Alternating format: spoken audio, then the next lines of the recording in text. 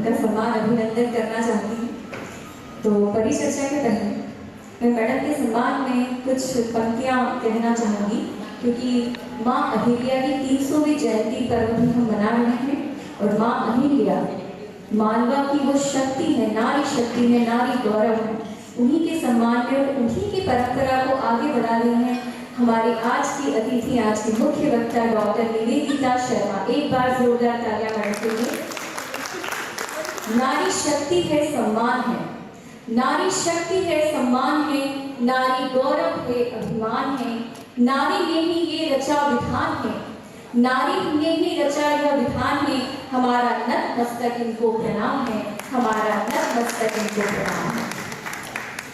अच्छा, मैं मैडम की जो शक्ति, हम कहते हैं ना, या देवी सर्वभूतेषु मातृरूपेण संस्थिता शक्ति रूपेण संस्थिता, है ना। हम दो स्वरूप की अगर बात करें कि नारी शक्ति स्वरूपा भी होती है, माँ के रूप में भी होती है।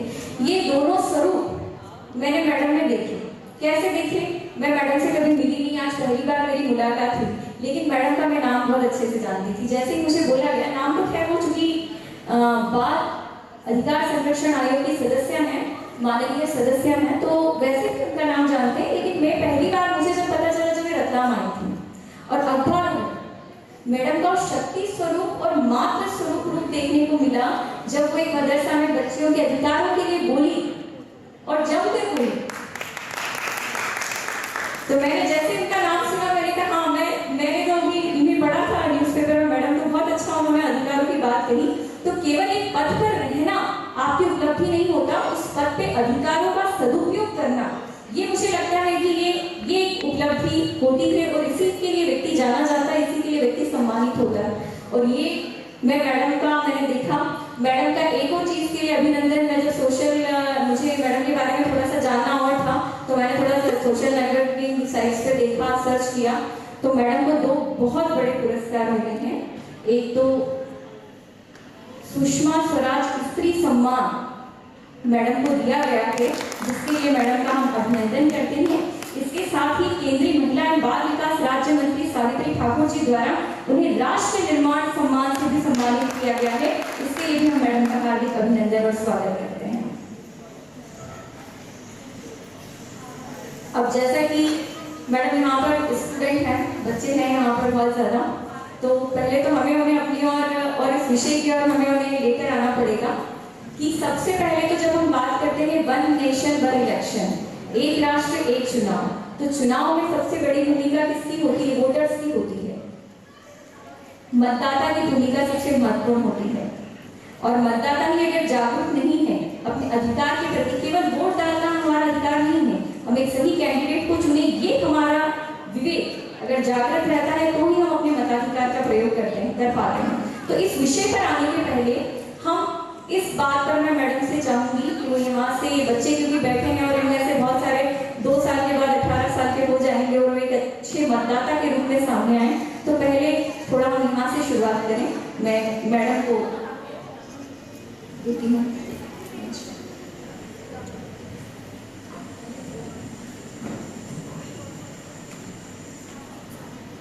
लोक माता अहिल्याबाई को प्रणाम करते हुए इस सभागार में उपस्थित समस्त श्रोतागणों को मेरा नमस्कार।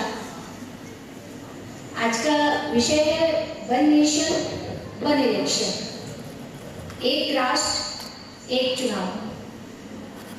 तो पहले तो जो इलेक्शन है, क्योंकि बच्चे बैठे हुए हैं और मेरा प्रिय सब्जेक्ट बच्चे ही है, चाहे किसी भी माध्यम से आए और किसी भी तरीके की समस्या हो, तो इसलिए फर्स्ट प्रायोरिटी पे मेरे लिए बच्चे रहते हैं। क्योंकि 18 साल के बाद तो मुझे ऐसा लगता है कि काफ़ी कुछ अच्छे मजे हुए खिलाड़ी हो जाते हैं, और 18 साल के पहले उनको जितना हम मान सकते हैं उतना मान लें। तो पहले इन बच्चों से ही पूछना चाहूँगी कि इलेक्शन का मतलब हम सब क्या समझते हैं। आपस में बात करने की बजाय थोड़ा सा एक बार जवाब देंगे कि इलेक्शन का मतलब, हम आज के बच्चे आप लोग कल 2 साल बाद आप 18 के होंगे, 1 साल बाद 18 के हो जाएंगे, तो आपको क्या लगता है कि इलेक्शन का मतलब क्या है? कोई आपने से जवाब देना तो फिर मैं आगे शुरू करूंगी।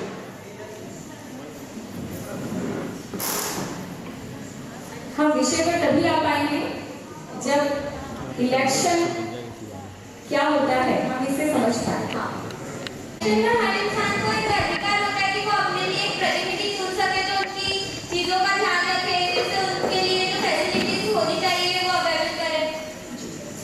तो अपने लिए प्रतिनिधि को चुनना ही केवल इलेक्शन नहीं होता, बहुत इम्पोर्टेंट है।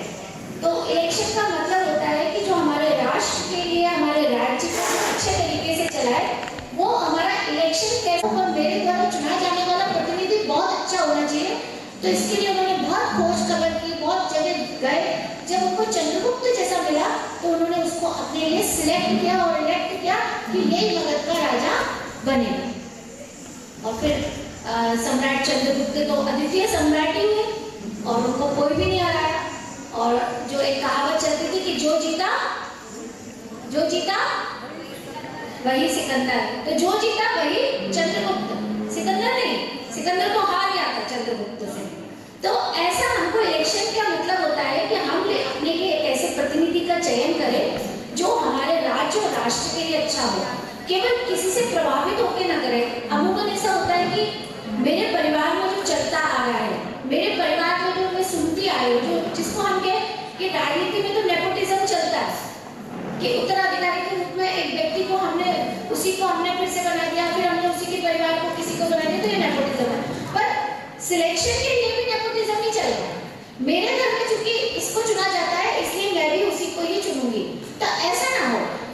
हम चूंकि 18 साल के होने जा रहे हैं और 18 साल के बाद भी परिपक्व हो गए, सारे के सारे तथ्यों को कमाने कि क्या अच्छा है क्या बुरा है, और मेरे लिए क्या अच्छा है या बुरा नहीं है, देश के लिए सबसे पहले क्या अच्छा है क्या बुरा है। क्योंकि अगर राष्ट्र नहीं रहेगा तो मेरे और आपके लाभ तो बहुत छोटे से हैं, वो तो बाद में भी पूरे हो जाएंगे। पर जैसे अभी हमारे पड़ोसी देश है बांग्लादेश है, वहां सिलेक्शन कैसा है, अफगानिस्तान है, अभी वहां पर सिलेक्शन कैसा हुआ। तो ये देखने की बात है कि राष्ट्र जिसकी